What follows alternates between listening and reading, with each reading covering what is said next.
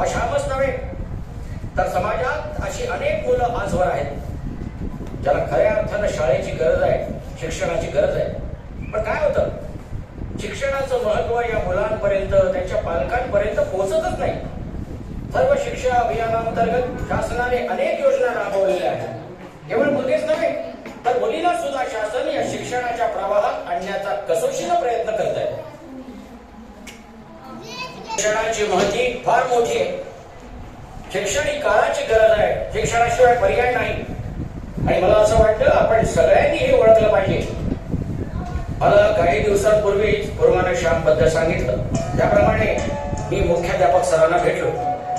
माझ्या चित्रकलेच्या वर्गामध्ये एक श्याम नावाचा मुलगा आहे. या वयात खांद्यावर दप्तर घेण्याऐवजी त्याला डोक्यावर रेतीची घमेली व्हावी लागतात. बिचाऱ्याची शिकण्याची खूप इच्छा आहे सर. मला सारखा सांगत असतो मला शिकायचं आहे, मला शिकायचं आहे.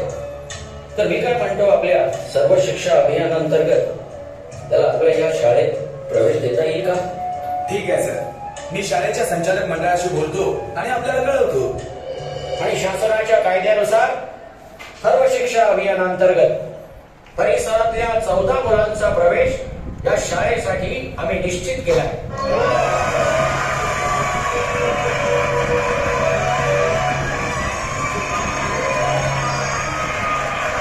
या सगळ्यांची यादी नोटीस बोर्ड